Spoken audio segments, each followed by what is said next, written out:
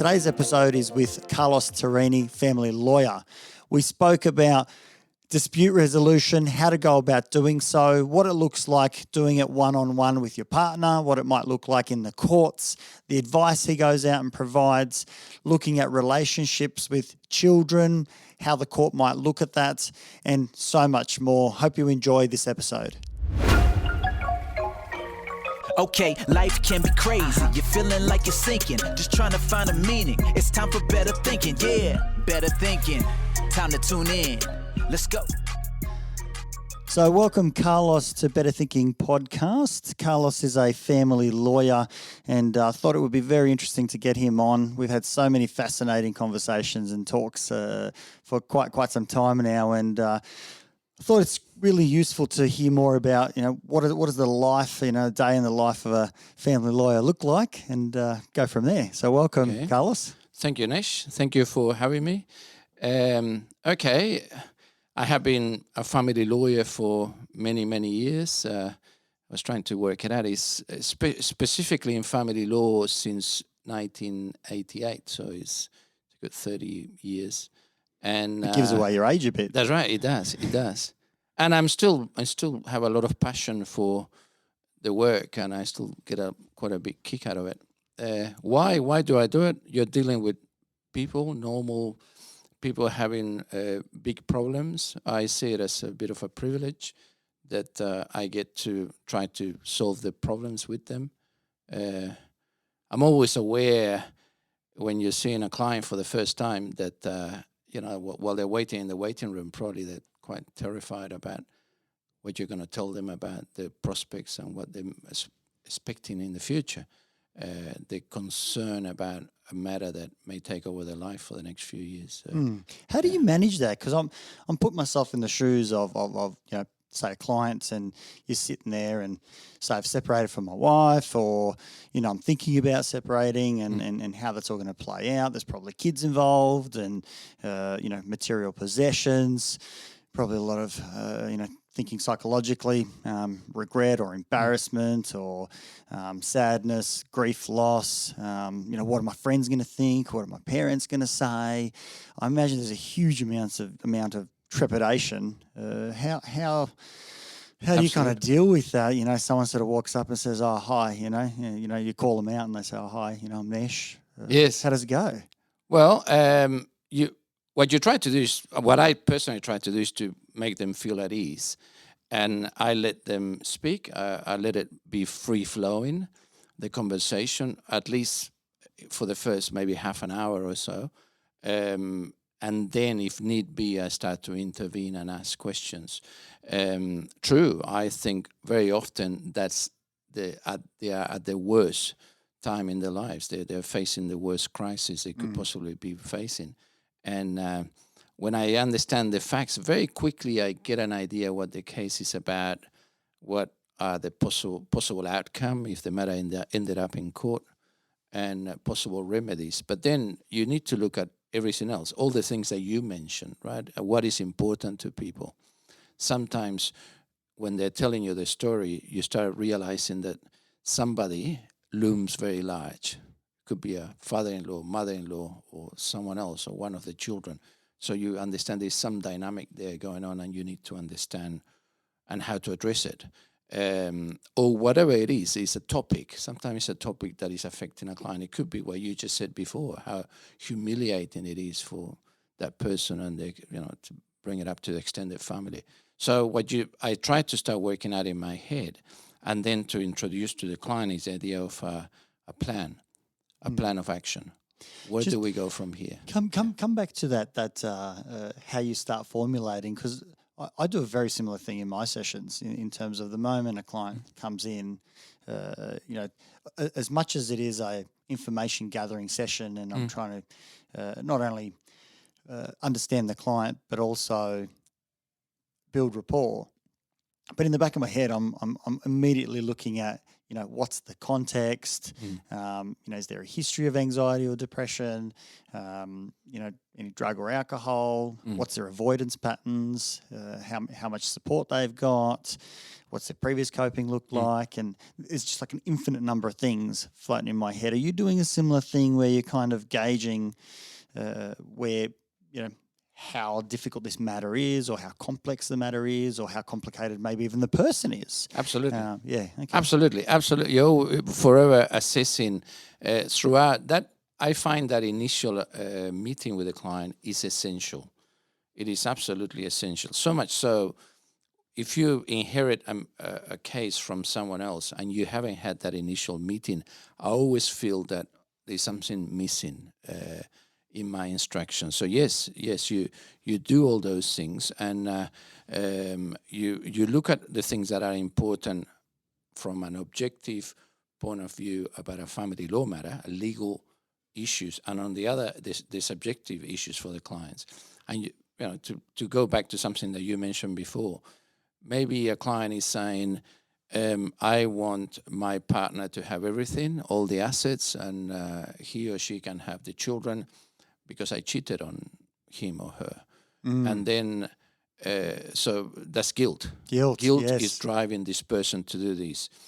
I know, although I'm not a psychologist. I should suffer. I have to go out and now this is part of my repenting. Exactly, yeah. And I know from hearing from psychologists like you that when people split up, they both go through a grieving process, and they may be in the middle of that process. So I try to make them aware and maybe refer them to a psychologist to maybe receive some assistance on that, because they may change their minds. They may be feeling this way now, but may feel differently, or very likely will feel differently later on.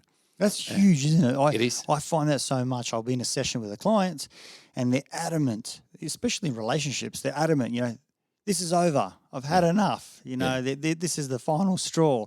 And, a week later or 2 weeks later, they've reached out. We've started to kind of have, communication, or, we're going to give it another go. And that can kind of repeat and repeat and repeat. And obviously you see it at the very, very pointy end. Yeah. But does that also happen where in the middle of a so-called, case or a matter that the couple come back together? Has that happened very much, or by the time they get to you? I cannot think of one case where that happens. So maybe it happens when it goes to, they see you maybe earlier than they see me. But when they see a lawyer, normally that's the last straw. Yeah. And I should clarify. Yes, I have had many matters where people have reconciled, but it didn't last. And I think it is because, and usually there is an active party who decided on the separation.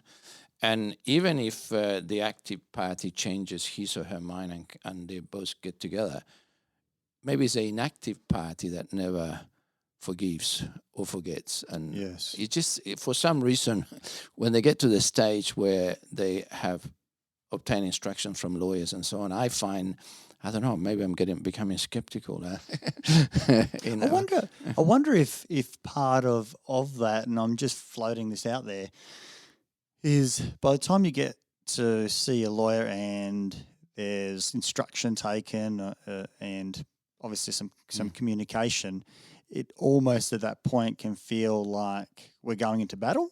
That it's now beyond us exchanging words. It's now we've got others exchanging words for us. Is it like that, or is it a little bit different? Sometimes it's like that. The other aspect is I am getting information about what life will be like not being married to you anymore. So you're really looking into the future, it seems to me.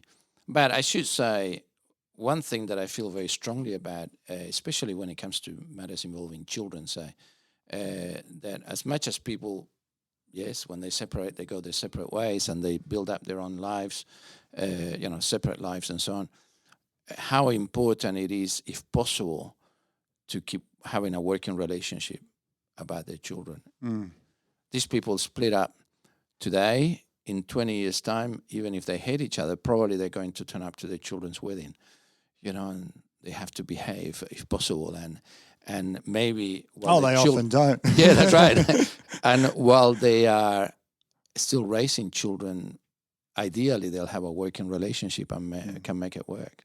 So that's not easy necessarily, but that's part of my job. Quite often people say, I have a plan. We have a plan. Interesting. That's interesting because I imagine a lot of people consider that not to necessarily be the lawyer's job, right? That it's kind of like, oh, the lawyer's going to go out and execute law and tell me about what I'm entitled to and help me get through the legal process, versus really trying to underpin the process with an amicable, relationship that still holds values that were, I'm assuming, previously there in that marriage or relationship, especially when there's children in the mix to maintain that available, because as you say, 20 years on, there's lots of events that both parties will be going to. Exactly. No, well, I think our role is definitely to advise clients about what is the likely legal outcome of this dispute, depending on what eventuates in the matter, right? Certainly, that's part of your job, to give the legal advice, but it's not the complete job. You also have to think about tactics. You have to think about strategy, and also you have to advise clients. Actually, we are obligated under the Family Law Act to advise parties about that, about counselling, about mediation, and also that they should consider entering into a parenting plan about how to raise their children together in the future. So it is part of our job. I definitely want to jump into that because that I think is really interesting. But before that, I'm really interested to hear about what do you mean by tactics in terms of, is that kind of trying to get into the headspace of where a client's at and how they will tend to respond? For example, I imagine some of your clients may be more or less willing to accommodate their ex's wants, desires, needs. Others might be wanting to go immediately for the jugular and take the other person to the cleaners, so to speak. That some might want to go out and use children against each other, or God knows what. There's an infinite number of things. Is that what you mean by tactics in terms of how can you work with the client, how you can massage, or is it about in terms of negotiation tactics, or what you can expect from the court, or how do courts usually go out and rule? It's all of those things. All those things. And it's also, every case is different, right? So it could be that your client is quite willing to settle and resolve the matter, and they already have a pretty good idea and it sounds reasonable, and the other side has the same attitude. So it's very simple. Okay, let's formalize it legally as soon as possible.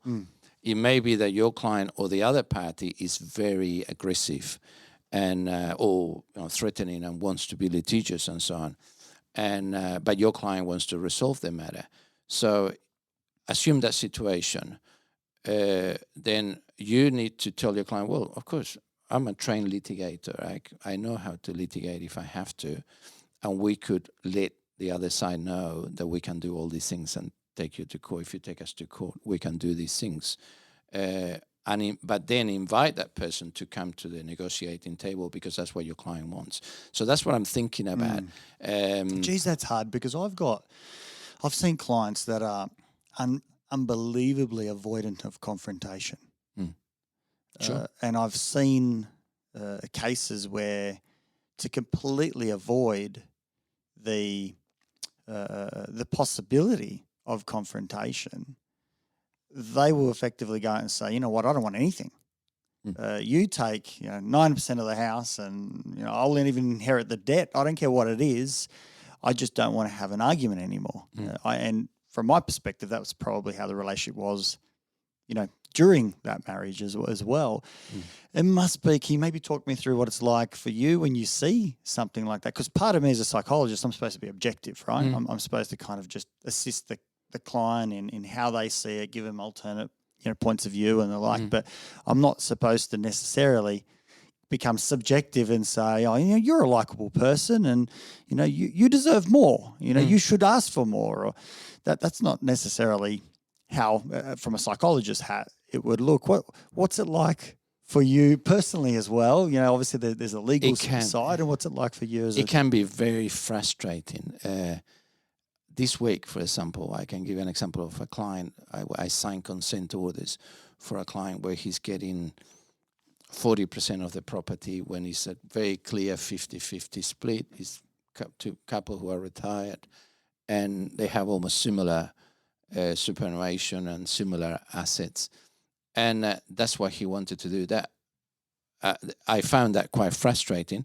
But at the end of the day, I think it's essential to respect your client. You have to respect their intelligence, and I try to and their position. Of course, our obligation is to advise them, but you have to assume if they are informed, they have time to think about your advice. There's no undue pressure being applied. You have to respect their intelligence, and that's something that I always try to discuss with the other solicitors too. That and also the idea, okay, we know what we're doing in law. Your client doesn't know the legal answers to their problem, but they probably know how to build a bridge. You don't. So you have to respect that about everyone. So that's my. But yes, it's true. It can be quite frustrating when you can see that clients is just. I mean, a client today sent me an email this morning saying, "Thank you for the detailed letter you wrote," because I wrote a detailed letter saying how I thought the agreement was against his benefit, and he was very thankful. But he said, "Look, it's for health reasons and other reasons. I want to leave. I want to just set up my own life." And that's it. Yeah. I suppose in that sense, you know, part of me listening to that, you know, I haven't even met this person, and I kind of want the 50-50. There's this bias that it should be 50-50, which doesn't take into account the human being. Yeah. You know, it's almost like if we have a cake in front of us and we're going to share the cake, we cut it in half. Yeah. Right? Yeah. But it doesn't go out and take into account that maybe it's a chocolate cake and I really love chocolate cake and you're not that into chocolate cake. Well, that was his attitude. Yeah. Life is not all about money. That's what he said to me at the end. Right? So I think you have to, at the end of the day, you have to respect that attitude as much as you may feel very frustrated by it and by the other side and by the lawyer on the other side and think, I want to fight for you. Brings in, I suppose, a conversation around values in walking through this journey. You know, what values are important.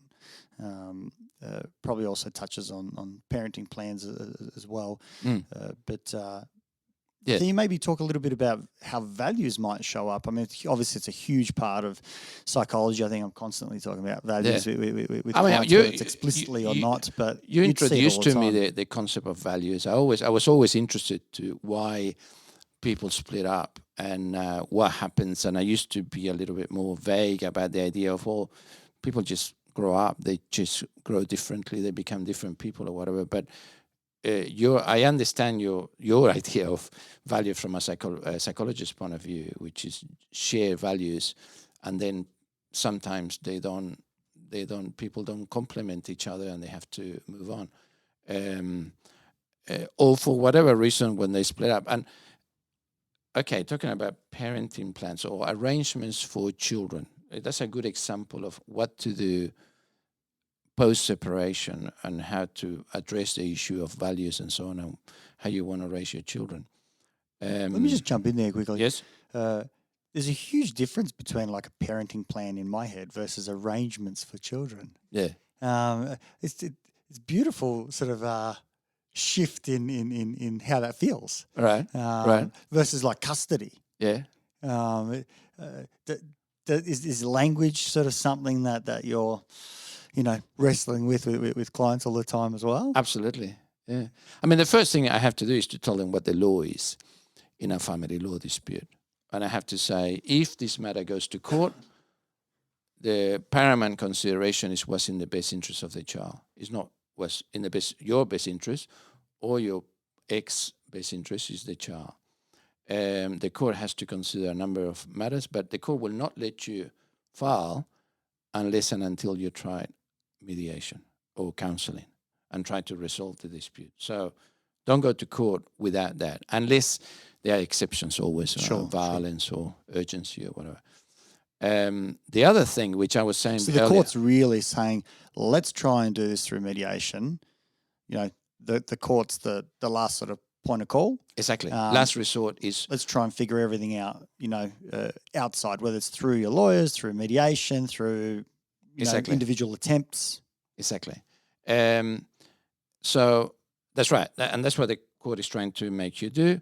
The other thing, as I was saying earlier, we have an obligation as a legal advisor to tell clients that there are things called parenting plans, which is a plan that parties devise between themselves about how to raise their children together.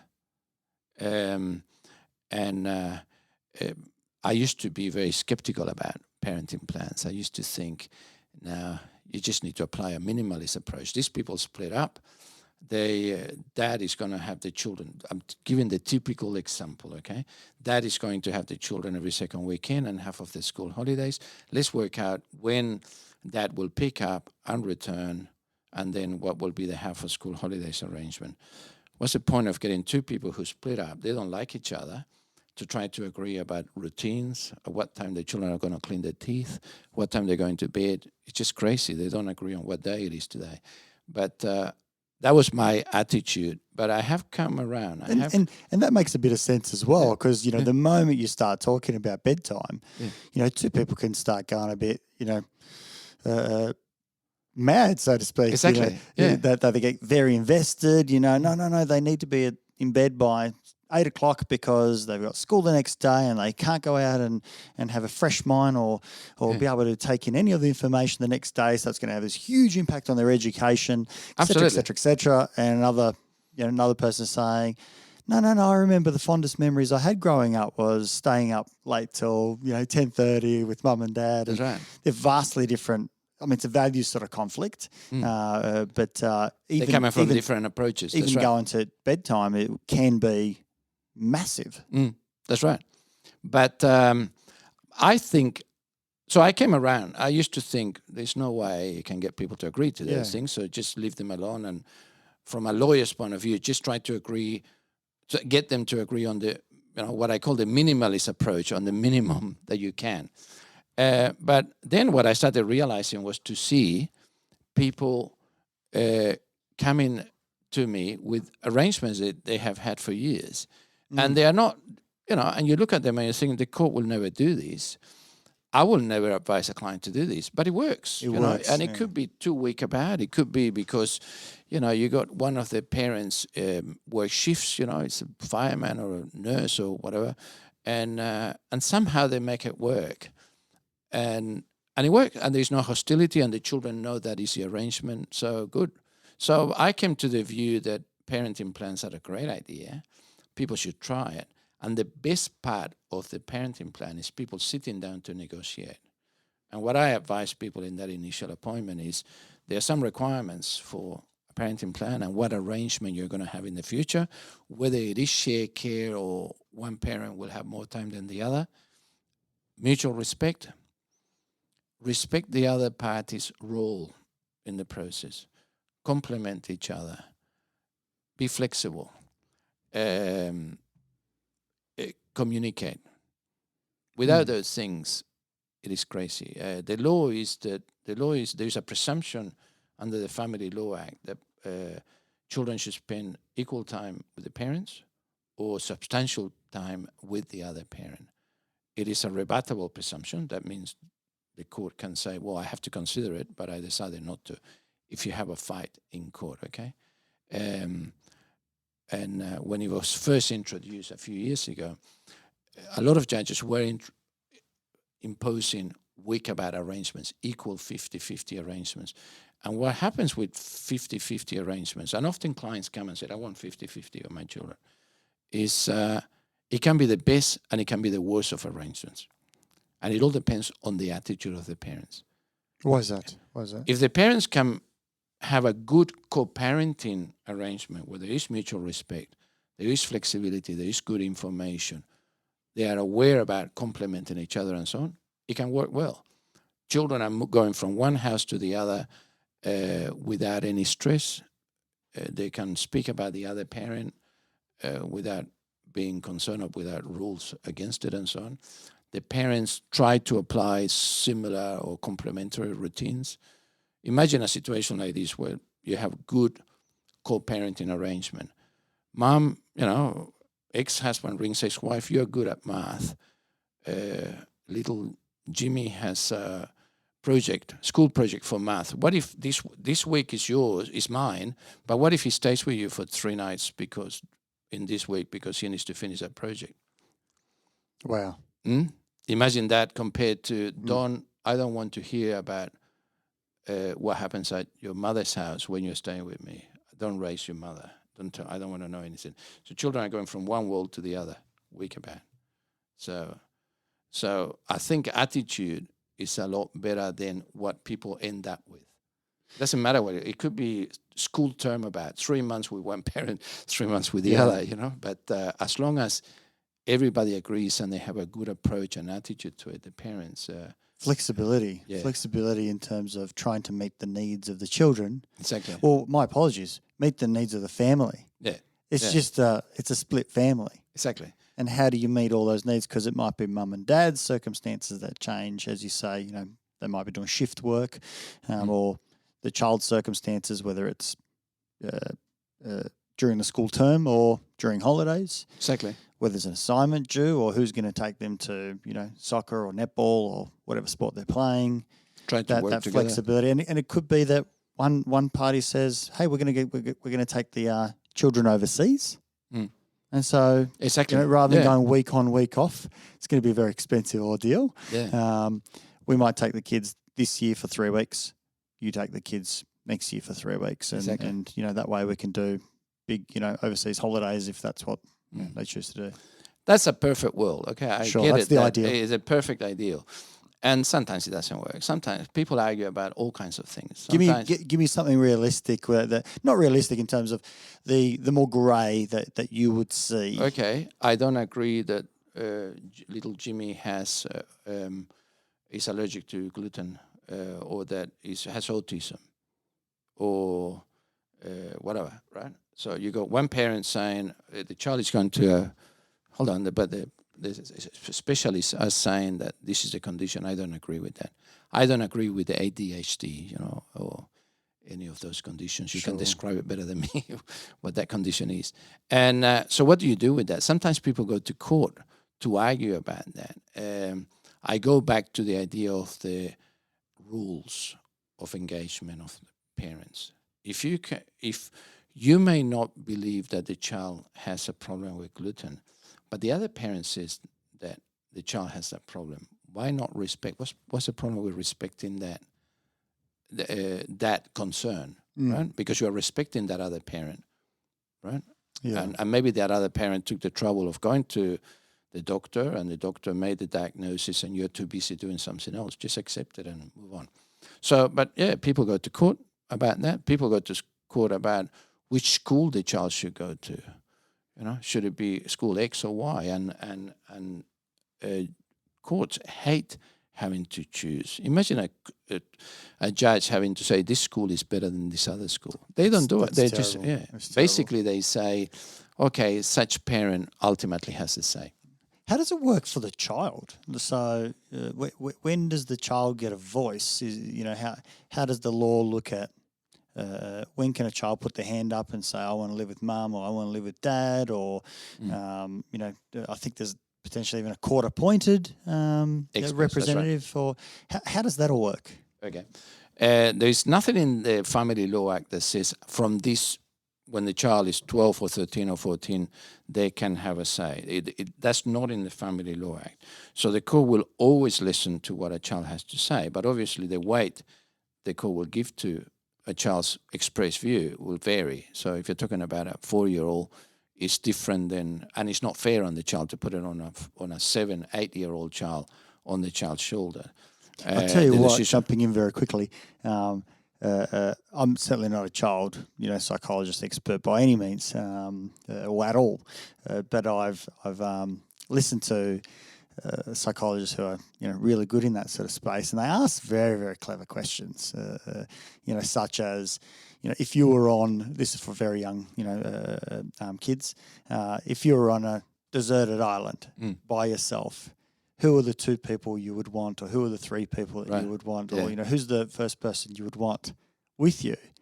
And so it's very, very open. I mean, they could go out and say the family dog, right. or my dolly that I sleep with, or they might go out and say, well, it's mum. Yeah. Right. And but that doesn't mean that there isn't a if you could only have two people in your world. And, there's some real amazing trained experts out there, not me, but who go out and they know how to really tease this stuff out with kids to hear what is the child's voice, what is it they want. Absolutely. And as you say, considering how old they are, but to me, I suppose, I'm biased, I'm a psychologist, but I see that as being so important to be heavily considered, and I'm sure the court have got some the court will give mechanisms. I mean, in every dispute about a child in court, there will be a report prepared by a psychologist who meets the child with each parent, meets each parent separately, and then writes a report to the court. The judge doesn't meet the children, so the court relies very heavily on that report, and they usually train. It's a forensic process. It's not about therapy or whatever. It's just meeting everybody and based on that writing a report. And it's not all about the children's wishes. Children actually, there is a very clear directive from the court that the counsellor must not try to get the child to give an opinion, because often children want to sit on the fence. It doesn't matter what age they are; they want to sit on the fence, which makes sense. But and it can be quite horrible to the child as well to be exactly picking. Yes, exactly. That's not the point. Exactly. And yes, you mentioned independent children's lawyers. The court sometimes appoints independent children's lawyers in cases that are where there is a lot of hostility, complex cases. The independent children's lawyer's role is not like the role of a lawyer acting for an adult. It's not you give me instructions, I just tell the court what you say. It's actually to assist the court. The independent children's lawyer will listen to the child, will hear what the child has to say, but we are not trained psychologists, so we are not trained to interpret what a child is saying to us as the way that you described before. So we rely on what a trained psychologist will say. Is that for the best interest of the child? Exactly. Yeah, and that might take into consideration, I'm assuming, care, education, health. What are they looking for? Well, I mean, okay, there's some argument that it's a bit of a fishbowl exercise. You're meeting a child. Imagine in a room like this is a child and dad, and what they're watching is they're watching different things. If your child is sitting next to you, playing or whatever, how you interact with the child, how you maybe, some parents do that and then the child starts writing on the wall and jumps out the window or whatever, and the parent doesn't react. Other parents are a lot better at dealing with that not in a very confrontational way. Yeah, it's called tracking. It's called tracking. It's attached to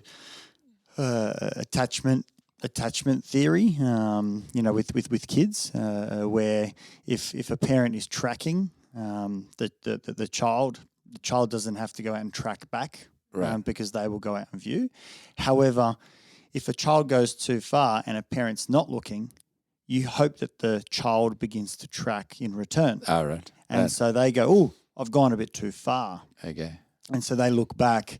It's really fascinating. There's actually a documentary, I think it's called Faces in the Mob, and it's an Australian documentary about kangaroos, a mob of kangaroos. Right.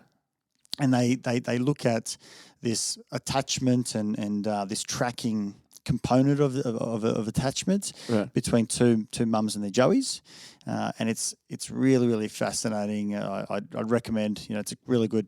It's probably more interesting for me because I'm a psychologist, but it's not actually easy to find either. But I think it's powerful in the track. So I imagine that what you're describing there is seeing how does some of that attachment occur, Exactly. which is natural. You know, That's right. You can't put that on. You can't say, well, you know what I'm going to do? I'm going to go into this meeting and I'm going to put it on so my child attaches. No, that's inherently there. You can't bung that on. Exactly. Because if you do, you might go too close to the child trying to bung it on and they push away. You know, you will go out and see that fairly quickly. Exactly. With the typical parent that throws themselves on the floor to play and it just doesn't look normal and the child goes and sits in a corner in the process. But that's the type of clever stuff that the forensic psychologist would report on. And sometimes they make conclusions, sometimes not. Sometimes they don't. They always make conclusions, but sometimes they end up making recommendations or not. But it's ultimately up to the judge to decide. But on the question of the wishes of the child, certainly the older they become, the more important it is. For example, if you're talking about a 13, 14-year-old, the court will make it quite clear to you, will ask the question, why are we here? This child wants to do X or Y. What do you want me to do? If I make an order that is against the child's wishes, the child will then can get on a bus and go back to the other parent. What do you want me to do? So it is very significant, the child's expressed wishes, depending on the age. Yeah. How much sort of connection with the parents or, you know, with your client do you have after you know, resolution or some sort of, you know, agreement has been made? Is it kind of like, I mean, for us, so psychologists, you know, once things are better, you know, there's that part of me that longs to hear about where things are at, you know, 6 months, 12 months, whatever later, or you know, you might get a knock on the door which says, you know, 3 years ago things were well and, you know, something's gone a bit topsy-turvy. How about for you guys? It's exactly the same. That you remember cases, but you don't know what happened to them. I mean, I remember seeing former clients not long after, sometimes 2-3 months later, and I almost didn't recognize them because they seemed to this weight lifted from them, and you know, as in like physically they changed. Yeah, they changed. They did. So it is quite it makes me aware of what a difficult time they were going through. But I mean, sometimes I do keep in touch. Yes, I do keep in touch with some people. Sometimes you become friends with people, acquaintances and so on. But the vast majority, no, you don't know. And you do, like you do, you wonder, I wonder how they, you know, how they manage after that, you know, especially if they had a really difficult relationship, you know, and then they found their wings and you think, I think you're okay now, but then you want to know, well, 10 years later, where are you at? Where are you? Have you ever gone out? It's just popped up in my head. Have you ever gone out and represented someone or advised someone on their second marriage or their third? I have. Marriage? Yeah. I have had repeat clients. Yes. It's kind of like taking them through school. You know, seeing That's right. First grade, second grade, third. Oh wow. Yeah. I have had those, yes, I mean, people do change. They do change after the first marriage. They How act. so? They act differently for this. Maybe they're a little bit more cautious. Typically, and this is entering into a totally different subject, you know. But quite often you see clients when they're going into a second marriage that they want to enter into a prenuptial type agreement about their assets, and so it's quite a different thing, you know. I got burnt last time. I got screwed over last time. Now I'm a bit cautious and my trust levels are low. But even staying on the topic of children, yes, I mean that's a big issue when you're talking about a parenting plan or an arrangement where there's consent orders or whatever for the care of your children. What about the new relationships? You know, what's going to happen? Is a new partner going to be able to allow to be discipline your child as a biological parents, you know? Yeah. So that blended families. Yeah, what do you do with blended families? So that so people do come back about those issues, and sometimes they come back with the same problem too. I do have clients who for years, they keep arguing about their children. Well, that doesn't surprise me in some sense, because we have those natural biases, and so we tend to kind of repeat them. Yeah, that's right. Just go into another relationship and do the exact same thing. Yeah. I don't know what the data is or the stats are about, second marriages or third marriages, but I imagine that you've probably got a fair bit of history in that space, and that can even complicate, or as you say, blended families certainly changes that up as well. But true, and also there is an issue. It's not only, I think it's following a little bit on what you may have said before about values and so on.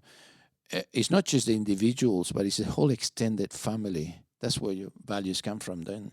So when you start a new relationship, it's a whole new extended family, and with all the complications that come with that. So yes, marriage is complicated. Family law is complicated. There's no doubt about it. I was about to say, so the moral is? Wow, what is the moral? I don't know. I think people need to reflect. I mean, people do about when they are seeing the lawyer for the first time about what they want. And I think most people do. Most people do. They're terrified about, as we started discussing about the prospect of what could happen. They're terrified about the train wreck, that their case may become a court case, that they may be fighting for the next 2 years, and often they do. The other bad cases, most people settle. 95% of people settle. So 95% settle. It is 5% that give us a bad name. It gives family law and family lawyers a bad name. But I should be cautious about explaining that 95% settle matters, but that's within the lifetime of a family law matter. So it could be right at the beginning that they settle, or it could be at the steps of the court, 2 years into the dispute. So ideally, of course, you settle it early and amicably. But if you cannot, sometimes, and part of the case plan, sometimes is you have to take people on. You have to litigate to bring them to bring it forward, to bring them to the negotiating table, kicking and screaming. Sometimes you have to do that. So you were asking before about tactics. That's part of the tactics, you see. Yeah, each case is different, and you have to adapt to that. Yeah, it's fascinating, and that's why I suppose that's why you've got to.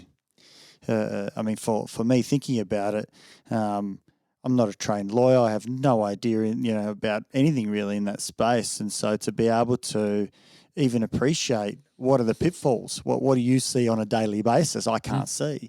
So the importance of getting wise counsel and putting a strategy together, and in some sense when we say what's the moral of the story, putting a strategy together, my bias would be you've gone into a relationship and a marriage as a good person, leave as a good person, exactly. with your own ethics and values and morals, intact, so that when you do walk away, you can say, I'm proud of who I was in the separation process. I'm proud of who I was as a father separating. There's exactly, a lot to be said in that space. And I think it's worthwhile to aim at the optimum outcome.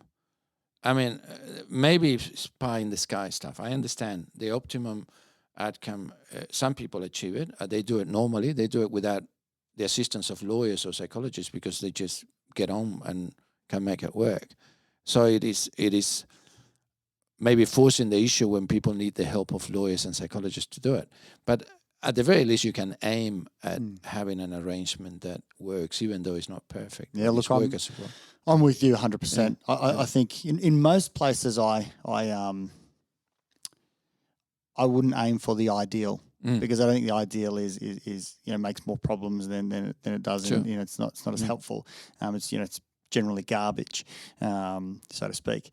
But in this sort of space, it's the ideal of who do you want to be, in an ideal way while you're going through this journey. Exactly. And people can make I think people can probably have amazing separations. It's probably not something that's considered too much, but to be able to separate and divorce and say, my divorce was a wonderful experience. We figured out we didn't want to be together. We treated each other with respect. We've got little Billy and Sarah, our little ones that we still continue to look after in co-parenting, and guess what? We're going to both go and watch the grand final of, their football match on the weekend because we're still two loving parents, and we might even be bring along our respective other halves if they've repartnered. The other extreme could be, imagine that one of the parents has a mental health issue and are not only barely functional. They're functional. They are not in a psychiatric ward or whatever, but they just function. Still, should that child have a relationship? Why not? If it is not, very likely that child would be very curious about not only dad or mum, but the whole extended family, and why shouldn't they continue to have a relationship? So that's nowhere near the optimum of a shared care arrangement or whatever, but it is not important for the child. Having said that, I just recently was listening to when attended a workshop with Kelly Wilson, who was talking about the importance of caregivers, particularly parents, and the development of children. And he was talking about a study that looked at children who were separated from their parents because their parents were extremely low functioning in terms of weren't able to meet the children's needs. So the state looked after them. And they found in the study that even if it was just one parent that came and visited, was a huge predictor of better outcomes in the future. Right. But the big slap in the face in this study was that they only needed to come and visit the child once a month. Right. And that was a protective factor. Right. Well, we do get decisions. To have both parties, even at that very, very minimal sort of touch points, looking at that research, I think is absolutely amazing. So, the fact that the courts try and facilitate what they can, and obviously if parents can do it with parenting plans, I think it's wildly protective for the future of young ones. Exactly. Yeah. It's I have seen recently actually a court's decision that was something like the father, I think it was, to see the children on a supervised arrangement once a year, and it is just so that the child knows who dad is. Yeah. And the experts thought that was important. I tell you what, I know that's important. It allows that child to have a touch point, and I'm assuming that was supervised. You mentioned, yeah, of course. Shows the probably the challenges. But having said that, the absence would be worse. Of course, children will always be curious to know about the bloodline and so on. And that sticks in your head. You're always thinking about it. You need to have a face. You need to know this person was still there, even though there's probably going to be a lot of resentment, I'm assuming. But maybe there's going to be forgiveness one day too. It's important that's there. If I can mention another extreme example of how you can make, we're talking about sharing the arrangement of children and so on. I mean, if you have the right attitude, one thing that I heard of in one particular case was where I think dad was living in the US and the child is in Australia. Dad was assisting the child doing homework every day through the internet, through Skype, or I think it was. I think FaceTime wasn't around then. But it's incredible. It's brilliant, isn't it? Yeah. So you can do it if you have the right attitude. It is. That's the one thing I'm very passionate about: alternative dispute resolution. Alternative to litigating matters in court, because a court can only do so much. Yes. Resolving matters yourself, you're only limited by your own imagination, really, like that example. Yeah, I think probably the most imaginative and best solutions are around the kitchen table or exactly. The local cafe where, you can just have a conversation and say, we have a child together, and how do we... Exactly right. Yeah. I mean, alternative dispute resolution is many things. It could be mediation, which means you and your former partner and a mediator who's really a referee, right, trying to keep the rules going and keep you talking. It could be you and your lawyer, and the other side and the lawyer and the mediator. Or it could be the parties, the lawyers, without a mediator. Or it could be, as you say, just a party sitting around the kitchen table trying to work it out themselves. And that's part of what I do in that initial appointment too. And I say that. I repeat that almost that line by line, what it's all about. And the question is, do you think you can talk to your ex at a cafe or at the kitchen table without the whole thing turning into a brawl and have a conversation? It's kind of like, how can we get out of the way? Well, I invite them to help them, fast track some things because, it's beautiful. Very often people say, no way. I cannot talk to him. He will not, or she will not listen. We'll start arguing. Okay, we'll try plan B. Yeah. No, it's fascinating stuff, Carlos. It's been, I think we could talk for days and days. Absolutely. Tell me, how can people get in contact if they want to find out a little bit more about you, services, reach out to you? How can they get you? Okay. I am part of a team of 5 family lawyers at Elrington's. We have an office in Canberra and one in Queanbeyan. The phone number is 6206-1300. Website is Elringtons, ELRINGTONS.com.au. Yeah, perfect. Thank you very much. Absolute pleasure having you, and thank you for your time. And look forward to maybe having you back as a guest later on to maybe look further into any of these topics we touched on. It's been a pleasure. Thank you. Thank you, Nesh. Thanks, Carlos.